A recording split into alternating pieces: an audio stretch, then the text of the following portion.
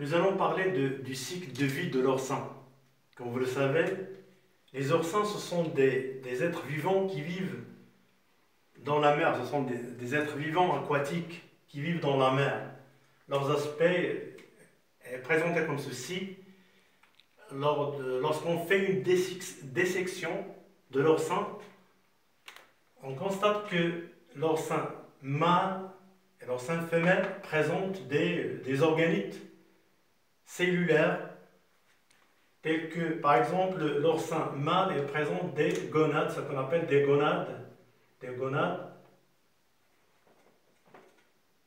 Une gonade, ce sont des testicules pour l'oursin mâle qui sécrète les spermatozoïdes, rien qu'à travers un phénomène de la spermiogenèse, c'est-à-dire la formation des spermes qui sortent, se forment d'un liquide blanchâtre liquide, blanchâtre clair, alors que l'oursin femelle sécrète ce qu'on appelle des ovules, plutôt des ovules qui sortent. Voilà, l'oursin c'est l'anus, ici la bouche de l'oursin, ici c'est l'anus. Donc ce sont des gonades femelles. En quelque sorte, ce sont des ovaires qui sécrètent des ovules. Alors, une fois sécrétés à l'extérieur, c'est-à-dire dans la mer, une fois sécrétés dans la mer, les spermatozoïdes vont se rencontrer l'ovule.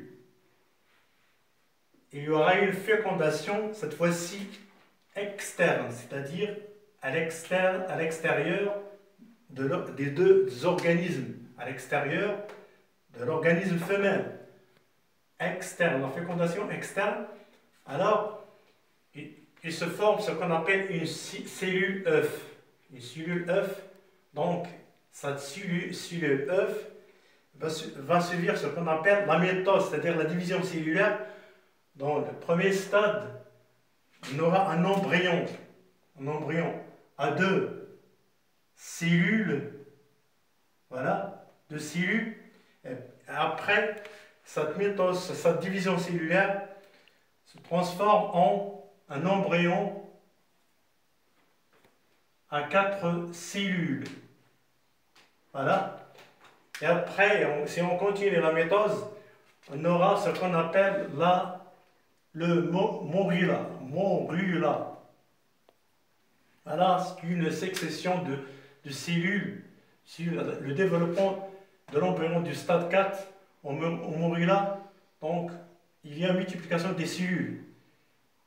On aura donc ce qu'on appelle la larve nageuse ou la larve ciliée. Voilà. Et après, on obtient la larve, ce qu'on appelle la larve pluteuse. Alors, cette dernière, qui va subir ce qu'on appelle la métamorphose, c'est-à-dire la transformation. Et là, on tombe dans un développement, ce qu'on appelle un développement indirect.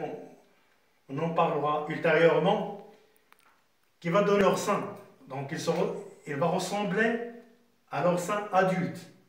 Rien qu'avec la croissance de cette jeune oursin, qui va donner naissance à un oursin adulte, que ce soit mâle ou femelle.